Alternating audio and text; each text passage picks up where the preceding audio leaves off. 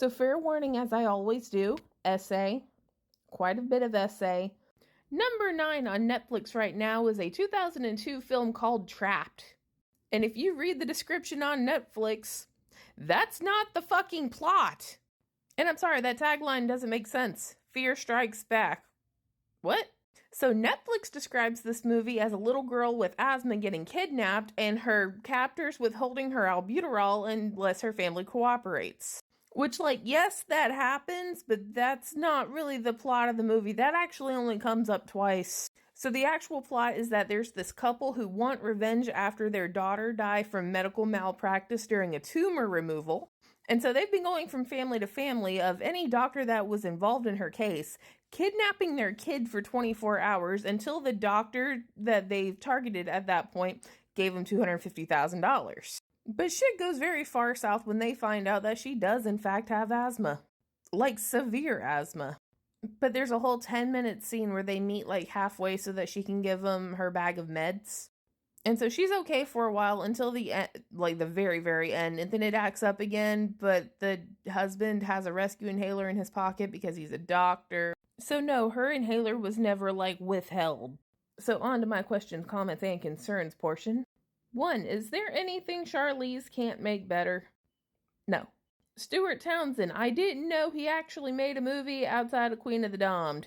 And Kevin Bacon is the main bad guy, who plays a really good main bad guy, but he has like this spider web tattoo over his belly button, and all I can think of the fact is like if it were a funnel spider, then the funnel spider would be inside his belly button, and that makes it weird. And then Courtney Love is there, just being Courtney Love.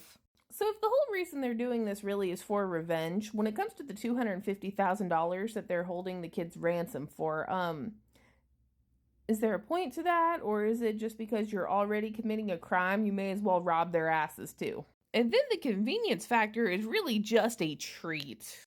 See, you can't call the police because of the whole ransom hostage thing, but somehow Dr. Daddy knows the vice president of the cell phone carrier and can trace the cell phones to where his daughter is. That's a weird thing to know. This man's ability to pilot a plane at Top Gun level quality. And best of all, he's on a business trip. All he's doing is speaking at a symposium, but for some odd reason, in his bag, he has some sort of paralytic serum and the antidote. Sir, why do you travel with that? I mean, if we need convenience factor for the storyline, she took a whole ass nap while holding him hostage. I mean, he could have just tied her to something. But no, we had to make the most complicated way possible.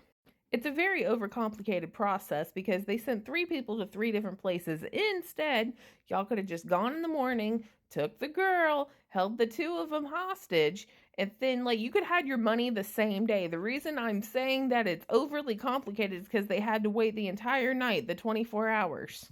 That's like having to wait for the next business day for your payment to process. And then you got the neighbor coming by wanting a burn CD for some kind of event coming up. Why didn't she sneak a note into the burn CD? Okay, I'm done overanalyzing. It was an okay movie. I mean, I wouldn't do it again. Might be worth a remake, though. Like, it's been long enough. We could probably reboot this. You know, with the correct plot. So 5 out of 10.